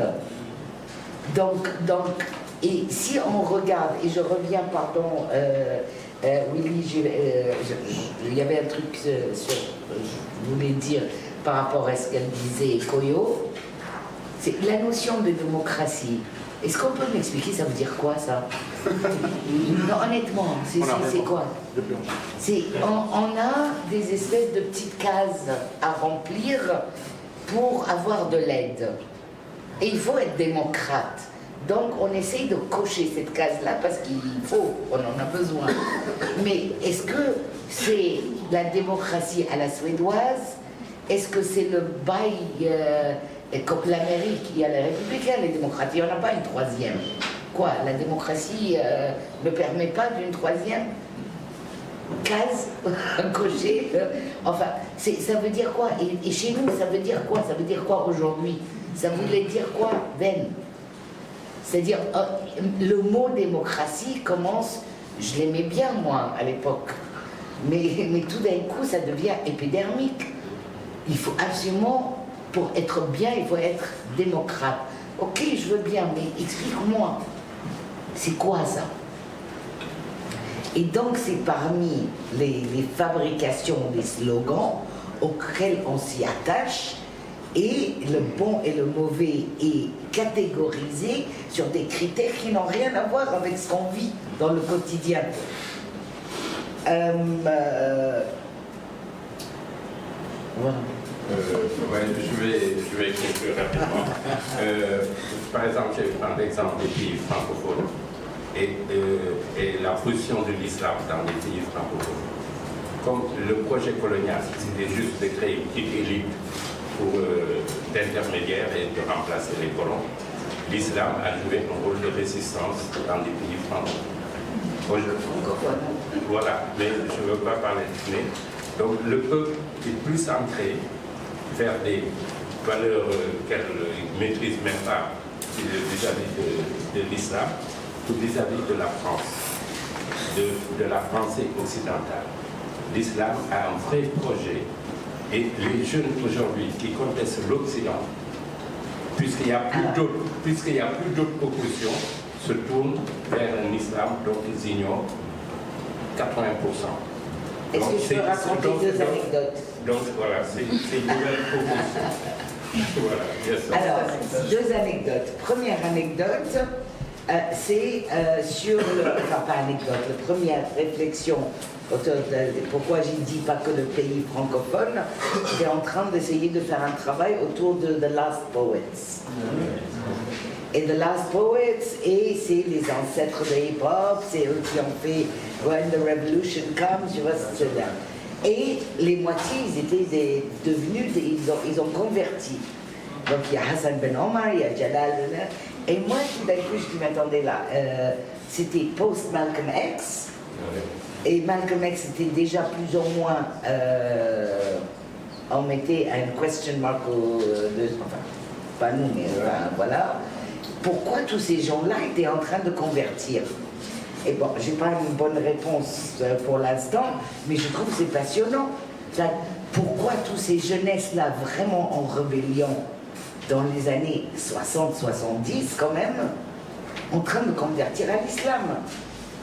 Et la plupart, c'était des gens soit accros à la drogue, qui buvaient, mais c'est radical comme positionnement. Et donc je trouve que c'est un projet intéressant. Voilà. Donc, deuxième chose, c'est l'anecdote, c'est quand je faisais Cuba, une odyssée africaine. L'idéologue de la politique africaine de Cuba est un monsieur qui s'appelle Ousmane Cienfuegos. Hein? Et il n'a jamais donné une interview. Et c'était le frère de Camilo Cienfuegos, celui qui était avec Che et Fidel dans le... Donc je voulais absolument le voir et je voulais absolument l'interviewer. Je l'ai pourchassé jusqu'à Pinal del Rio. J'ai campé dans son hôtel, enfin peu importe. Je termine par le voir et il me dit t'as fait tellement d'efforts, ok, viens demain matin. Et demain matin, il me dit t'as le choix. Soit je te donne l'interview, ou tu peux revenir quand tu veux et je te dirai vraiment ce qui s'est passé. Donc c'était un peu compliqué pour moi parce que j'ai vraiment envie de la voir en première main. Mais bien sûr j'ai décidé, ok non, je préfère la voir comme quelqu'un qui me donne l'histoire de l'intérieur sans jamais que personne sache que Et avant que ce film s'appelle Cuba, une odyssée africaine, le film s'appelait Requiem pour la Révolution. Et je lui explique mon film, voilà, Requiem pour la Révolution et tout. Il me dit, mais pourquoi ça s'appelle Requiem pour la Révolution? Je dis, non, Requiem, c'est pas parce que c'est mort. Le Requiem, c'est fait parce pour en souvenir, d'ailleurs, c'est avant et après. Je lui fais ma salade. Il dit, non, c'est pas ça. Il me dit, mais en fait, c'est la dernière chose qu'il faut faire, la Requiem, parce que la révolution n'a jamais été plus puissante. Donc je lui explique encore une fois, non, je parle de la notion des révolutions des années 60. Il me dit, mais justement, là, on est en 2000, hein. J'ai dit, je comprends pas. Il m'a dit, regarde le mouvement islamique. Je dis, attends, c'est pas pareil. Il me dit, mais pourquoi c'est pas pareil? Il me dit d'abord, nous, qu'est-ce qu'on faisait, nous, les combattants à Cuba? On combattait pour sauvegarder notre culture, défendre notre langue, avoir nos traditions et que personne n'intervienne dans nos affaires internes. Et avec notre culture, on peut parler avec vous, mais à notre niveau. Ah, il m'a fait un peu flipper, il faut dire. Donc je dis, bon, c'est pas mon sujet, est-ce qu'on peut parler d'autre chose? Et c'est vrai que c'est très compliqué d'être tranchant. C'est très compliqué de dire d'abord, que des groupes comme ISIS, tu ne peux pas l'appeler islamique. Parce que tout ce qu'ils font, ils peuvent avoir l'appellation islamique, mais ça n'a rien à voir. C'est-à-dire que si tu commences à tirer sur un mosquée, quel qu'il soit, un vendredi, je ne parle même pas ça veut dire que tu ne l'es pas, et basta, c'est tout. Mais ils ont l'appellation. Comment? C'est-à-dire, c'est vraiment, on est dans une période de flux, comme on disait, très perturbant, où la jeunesse ne sait plus où aller. Mais on est dans un manque de concepts, absolument, sorry pour concept, des notions, totalement terrible. Au moins, on avait le panafricanisme à l'époque. Mais maintenant, on en a quoi là? On n'a rien. Donc la jeunesse qui en peut plus va vers ceux qui sont les plus radicaux, parce qu'ils font au moins quelque chose. On va prendre encore deux personnes. Est-ce qu'on peut parler un peu l'anglais parce que ça me fatigue, moi? Pas vraiment. On va prendre trois personnes. Vas-y. Voilà. Merci madame, en même temps de votre conférence. J'ai retenu deux choses. La rupture entre l'Afrique du Nord et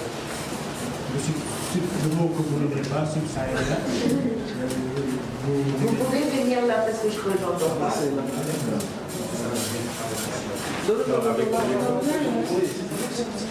Oui, c'est bon. Ben, merci madame. Donc en écoutant votre conférence, j'ai su deux choses. C'est la rupture entre l'Afrique du Nord et le mot que vous n'avez pas subsahárien.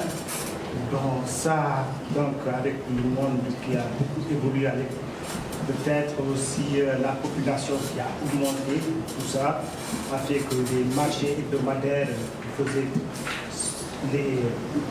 les marchés hebdomadaires qui existaient en Afrique ont presque totalement disparu.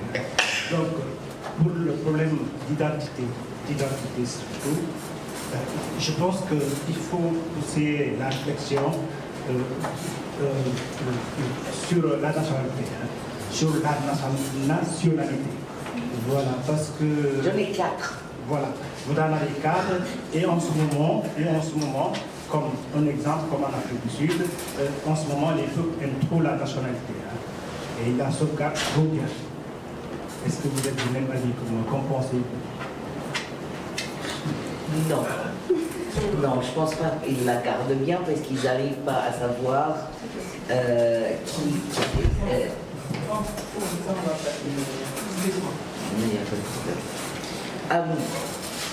Ben voilà, une Sud-Africaine, elle peut répondre. Je pense que l'Afrique du Sud est dans un moment très compliqué. Et que malheureusement, vraiment, moi je trouve que c'est très malheureux, c'est qu'ils n'ont pas pris le temps de prendre le recul et regarder ce qui s'est passé ailleurs, parce qu'ils pensent que leur histoire est différente. Mais en fait, leur histoire est identique. C'est juste avec une formulation et un peu des sels et poivres différents. Donc, ils sont en train de passer dans le même processus que tout le monde. Donc, malheureusement pour eux, ils vont comprendre dans 60 ans. Et moi, je dis 60 ans, pas 57, parce que l'Égypte a été décolonisée en 52. Voilà. Donc, voilà. Oui, j'ai réagi à une partie de l'intervention de Koyo sur Lumumba. Lumumba comme exemple de leader de cette période des années 60. Est-ce que Lumumba ne serait pas devenu lui aussi despote s'il avait pu s'installer sans cautionner des attitudes, des politiques de leaders qui sont restés 15-20 ans au pouvoir? Je suis totalement contre les droits, liberticides et autres, mais quand on se remet dans le contexte, un leader comme ça, Lumumba, Nyerere, Kwame Nkrumah s'installe avec une vision totalement différente de ce que le régime qu'on a remplacé, le régime colonial, voulait pour lui et pour son peuple. Comment ne pas être, avec tout l'arsenal, ce leader-là est plus porté, plus occupé à faire la guerre aux services de renseignement, aux opposants qui sont manipulés et autres. Et du coup, il développe une certaine paranoïa qui fait que l'ennemi est partout. C'est ce qui est arrivé à Nasser, c'est ce qui est arrivé à Sékou Touré, près de chez nous ici. Sékou Touré voyait l'ennemi partout, du coup. Même ses collaborateurs les plus proches, les plus intimes à la limite, ont été éliminés. Diallo Telli, Keita Fodeba a été torturé et tout. Et il voyait, parce que justement, celui qui est parti ne l'a pas laissé tranquille. Je ne justifie pas les exactions, c'est plutôt, moi j'ai des parents qui en ont souffert, de mon cas du Camboire et tout ça, mais comment faire pour ne pas tomber, on est humain, pour ne pas tomber dans cette paranoïa-là de ces leaders. Ici la question qu'on se pose ici entre nous, panafricanistes, c'est quel président, c'est le Cheikh Anta, quel président s'il avait été président, quel type de président il serait. Il aurait passé toute sa vie à lutter contre les services de renseignement et les opposants locaux là valaient de telle ou telle autre chose. C'est compliqué. Bien sûr que c'est compliqué. Je voulais juste ajouter quelque chose, juste rapidement, puisque tu m'as répondu. J'ai peut-être pas terminé ma réflexion tout à l'heure. C'est très compliqué, certes, de la part de nos leaders et surtout de cette génération-là. Et ça reste compliqué aujourd'hui par rapport aux leaders contemporains. Nous sommes tous très conscients que les puissances politiques et économiques européennes, américaines ne laisseront jamais l'Afrique tranquille parce qu'ils ont trop d'intérêt à avoir ici. Mais je trouve que ce n'est pas une raison. On peut combattre tout ça et on a les moyens de combattre tout ça. C'est ça ma position. La position, c'est de ne pas reconnaître la difficulté, de ne pas dire que je prétends pas que c'est facile, que c'est facile. On a les moyens du combat. D'affronter les choses. Voilà, et on n'utilise pas les moyens du combat. Les pères libérateurs, soi-disant des années 40 et 50, avaient encore moins de moyens de combat qu'aujourd'hui, qu'ils ont mis en œuvre pour arriver à cette libération. Donc nous, on a encore plus de moyens de combat aujourd'hui. Est-ce que je peux intervenir dans cette conversation? D'abord, le Mumba. Pardon, Jimmy, je peux répondre? Moi, je réponds. Je veux dire un truc sur le Mumba. Jimmy, laisse-moi juste dire un truc sur le Mumba. Oui. Jimmy, tu as juste un mot. D'abord, c'était Kasavubu le président. Le Mumba était premier ministre. Donc peut-être le Parlement ne l'aurait pas gardé de toute façon. Mais plus important que ça, c'est que nos héros, moi je parle de nos héros, le vrai héros qu'on a, c'est des gens qu'on n'a jamais vécu. C'est des gens qui sont morts trop tôt. On ne les a pas pratiqués. Donc en Afrique du Sud, Chris Hani devient un emblème, mais qu'est-ce qu'il aurait devenu? Donc je te rejoins là-dessus. Par contre, moi je pense que l'idée de combattre comme avant, mais on est en train de la vivre. Mais qu'est-ce qui s'est passé avec tous ces présidents qui sont, je leur donne aucune excuse, ils ont décapité, ils ne s'occupaient pas des extrémistes, ils ont décapité les intellectuels. Dans chaque pays africain, les premières L'élite intellectuelle. Oui, l'élite intellectuelle était le premier qui était emprisonné, le premier qui était inquiété, et donc le milieu, pourquoi? Parce qu'il fallait que ce soit moi ou celui-là. Donc tout le monde a peur. Mais si tu as un milieu, si tu as une proposition autre, en Égypte, qui était dans les prisons? Les rares assassinats, il n'y avait pas beaucoup d'assassinats en Égypte, mais les rares assassinats, c'était des intellectuels, ce n'était pas les radicaux. Parce que quand tu n'as pas l'option d'une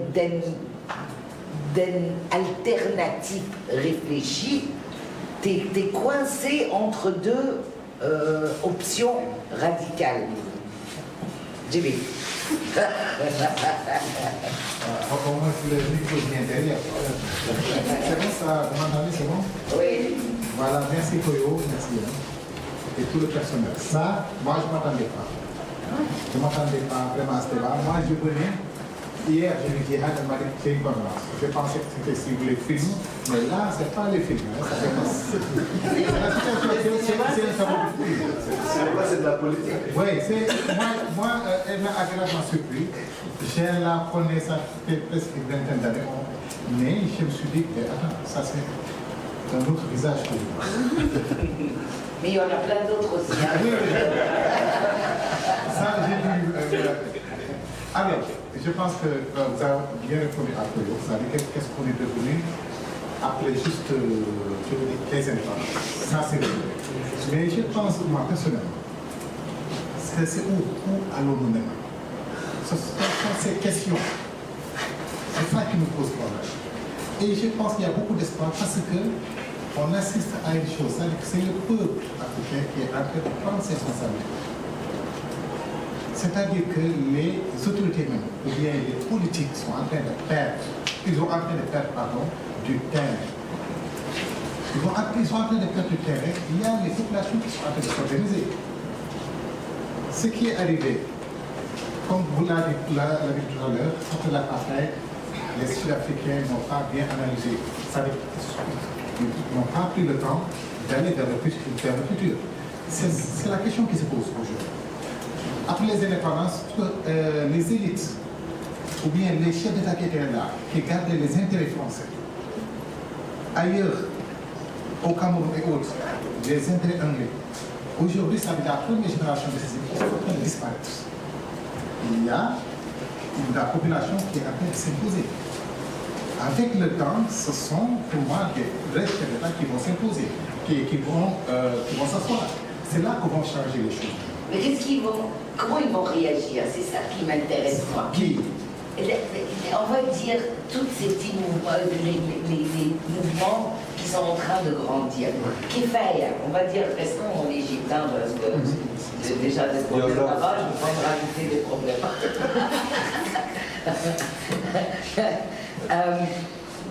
Celui de Kefaya, par exemple, qui a un vrai discours, qui dit ça suffit et tout ça, c'est lui-là même, quand il vient au pouvoir, qu'est-ce qu'il va devenir? L'infrastructure de nos pays post-coloniaux ne permet pas de la partage, ne permet pas. On a construit nos États post-coloniaux sur les fondations coloniaux. Ah, oui, mais enfin, colonial, je ne sais pas la chose. Comme je l'ai dit tout à l'heure, le pouvoir aujourd'hui revient au peuple. C'est là que c'est intéressant. Mais le peuple, c'est quoi? Parce qu'il y a la gouvernance collective. Oui, mais ça veut dire que qui veut s'asseoir au pouvoir va respecter ce que veut la population. C'est là où on parle. Je pense. Inch'Allah. Oui.